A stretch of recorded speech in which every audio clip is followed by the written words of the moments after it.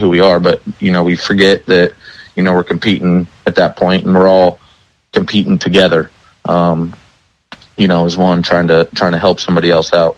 So it's, everybody, goes in there and, has a part, and you take care of that part. And if everybody does their part, then, you'll be able to change it in under the 2 minutes that you have. So, Drew, with you kind of always being there, that led you to getting the Jason Johnson Sportsman Award for the year. So, what was kind of your thoughts once it was announced that you were going to win that? Well, first, I'd like to thank all my peers, everybody in the work area, or, everybody in the pits, that's crew members, officials, and then also to, Bobby and Jax Johnson. It's such an honor that I got that award. And I wasn't even expecting it, to be honest with you. I didn't even know that a crew member could even, get an award, which is really cool because, it's, drivers do a lot. Yeah, they're badass race car drivers, and they put their lives on the line. But, there's a lot of work that goes on behind scenes, whether it's in the shop or driving a truck or, in the work area.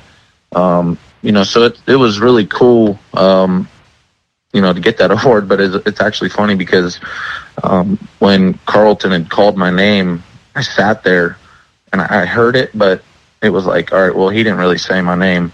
And then I leaned back, I looked at Tyler Swank, and he quietly pointed his finger and said, well, get up there. And, Sheldon slapped me on the back, and I had no clue. So I went up there completely unprepared, to even know what to say. And, by the time I got up there, I stood in front of the microphone, and there was a bright light in my face. And not that I blacked out, but it was like I was in shock. I didn't know what to say, for first of all getting the award, and then standing up in front of, hundreds of people, trying to think of what to say. So, but, the award, it's such an honor to, have an award, awarded to me in Jason Johnson's name, for the sportsmanship. But, I didn't go out there, in a, work area to, go after the award or anything. I just do it because I love the people around me, and, I love the sport.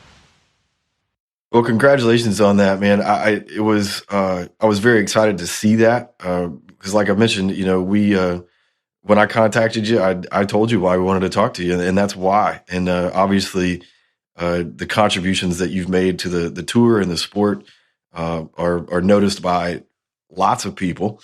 And now you're the most famous crew member in the world of Outlaws, man. Congratulations. I appreciate that. Thanks. Well deserved. Thank you. So I wanted to ask, I think I've seen on some Instagram or Twitter photos or something, while you guys are out on tour, have I seen you guys out on dirt bikes in your spare time? Am I wrong in that? I don't ride dirt bikes. I used to when I was younger, but like Sheldon and, Zach Ames and Danny Mumal, and those guys, they all ride pit bikes when they go back home. And then, Sheldon rides mountain bikes with Jubal Davis and, Jubal's dad when we're out in California. So Sheldon's more of the bike guy.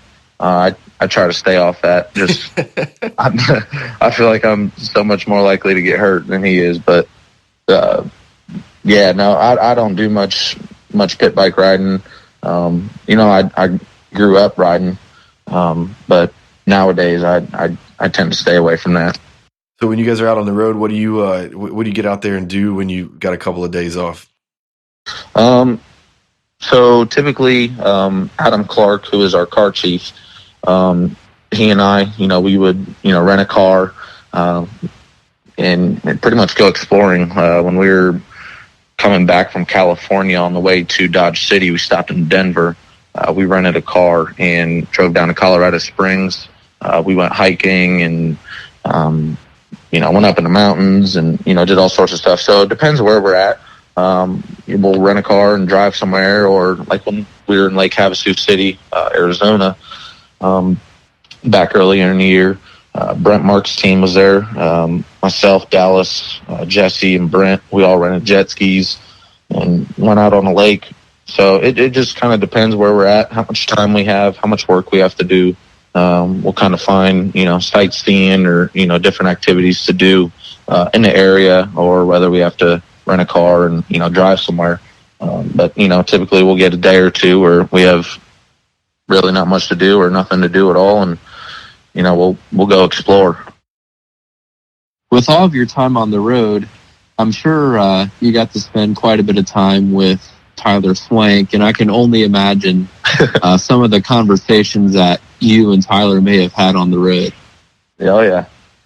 Yeah, Tyler's a character. He's got some witty comments up his sleeve, and, there's been times I've sat in the back of the truck while he's driving, or, vice versa, and, I'll laugh my butt off because that dude, he just some of the things that he comes up with is just like, how do you think of, something to say like that? And it's actually kind of funny because, he'll say something and then, I'll go back home and I'm around my hometown buddies and I'll jaunt something off that he said, and then they'll be in the same boat, laughing their butt off because, it's just like, how do you think of something like that? But Tyler, he's a funny dude. I wanted to ask, we're kind of zigzagging around here, and that's fine. But I wanted to ask, you said when you graduated college, you went on the road. What did you study in college? What was your degree over at AU? I was a finance major back in college. I went to school. I graduated high school in 2012, and then graduated from Ashland in 2017. So you getting into the racing, it was just a family thing that you were around when you were growing up and learned how to work on cars that way? Yeah. So, I'd follow my old man around, and, he taught me how to drive from, a really, really young age. I was probably, he had a motorhome and I was probably 5 or 6 years old, and, he'd make me drive it up and down the driveway just to, get used to, driving vehicles and, to drive a motorhome at such a young age. That's a pretty large vehicle to drive. So he would teach me how to work on, the lawnmower, or, how to change spark plugs or the oil, or, we had dirt bikes, so we would maintenance our dirt bikes. And then, I didn't know anything about race cars, I knew, basics, how to, tighten a nut or something, but, I didn't know, how to square a front end or, anything pretty much on a sprint car. So once I started hanging out with Sheldon and those guys, that's when I really started to gain knowledge about how to work on a race car. So growing up, I was always just a fan of actually all the guys that I've become friends with now. Jason Sides, Donnie Schatz, Shane Stewart, all those guys. Was always a fan, and then now I'm to the point where I'm working with the World of Outlaws, and all these guys are my buddies now, which is actually pretty awesome in the whole grand scheme of things. But yeah, I didn't know a lick about working on race cars, and then just gained knowledge over the past few years with working with Sheldon. So what you're saying is, me still just a fan, there's still time for me to get in there. There's still time for you. It's never too late. Yeah. I wish, man. I think that ship has sailed at this point. I'll just keep watching and take my kids to the races. There you go. Well, there's still hope for your kids too. Never too late for them. Yes, there is. So what now? You guys are done for the year. What do you got to fill the next couple of months before you guys head to Volusia? Pretty much the off season, it's kind of a grind season. We have, clear out the trailer, sweep all the cabinets, pretty much just deep clean the whole trailer and truck. And then at that point, we get everything down from upstairs, blow cars apart, and then pretty much just rebuild them, get new parts in. Stock up the trailer with new parts, get wheels in, build the wheels, get wings in, build the wings. So, there's a lot of work to be done. And, the next month and a half, 2 months, it's going to be grind time, try and get ready for Florida. 'Cause, once we leave, there's there's not much time to get back to the shop, especially when we go out to the west. So we got to be, prepared with, probably 2 or 3 cars, ready to go in the shop waiting for us when we get back in case, we junk a car or whatever. Or, whether we time a car out, it just depends. But, the off season isn't much of an off season from working. It's just an off season from racing. So it's working every day in the shop, pretty much from 9 to 5 or 9 to 6 or, whatever the time may be, how much, depending on how much you got going on or whether you got parts coming in or whatnot. But, it's still grind time. So the shop is in Indianapolis? Yeah. Technically it's in Brownsburg, which is just on the outskirts of Indianapolis.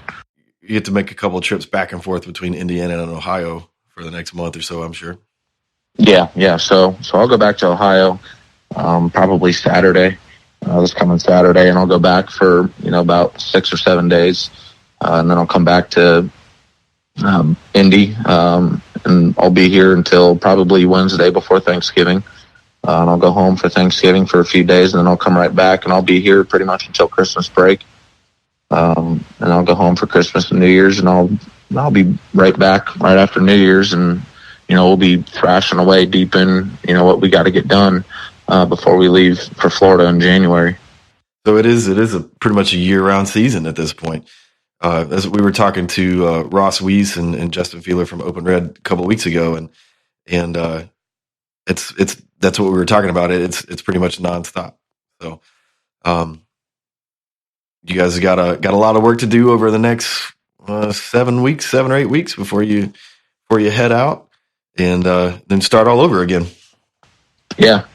And, the season just ended, but I'm ready to go back out there. I love racing. So, I'm always itching to, get ready for the next season. But, it is nice to kind of, sit back a little bit and not be on such the grind of where you got to, race, car wash, drive, wake up in the morning, maintenance, drive to the track, race, car wash, drive home, or drive wherever. That gets a little tiring. Can't lie. But it's nice to have some downtime. Have a consistent schedule with being home, and then just working in the shop every day. But I'm all ready for 2020. So, talking about the travel, I've got a couple of standard questions that I've started to ask everybody. One of them is, what's your favorite track to go to? Favorite track to go to is probably Eldora. Eldora not only for, but it's it's a hometown track, if you want to say, because it's one of the closer tracks that we race to, or that we race at, which is closer to home. Eldora's cool. Knoxville's always cool. The big stage that is. The big time tracks. I'd say, I think Peebly's pretty cool. Peebly's a pretty cool track. The high bank, short track. Especially when they have the Ironman 55 out there. There's always a lot of people in the crowds and a lot of hype right before Knoxville. So Peebly's another favorite track of mine. So what about favorite track food? What's your favorite food that you look forward to each year? Oh, Eldora. Their chicken wings. So if you ever watched the track bites with Sheldon and I, all the crews did it. We had chicken wings and French fries, and I got pretty excited when I saw that the Eldora wings were on that tray. Yeah, those are really, really good. Those are my favorite. All right.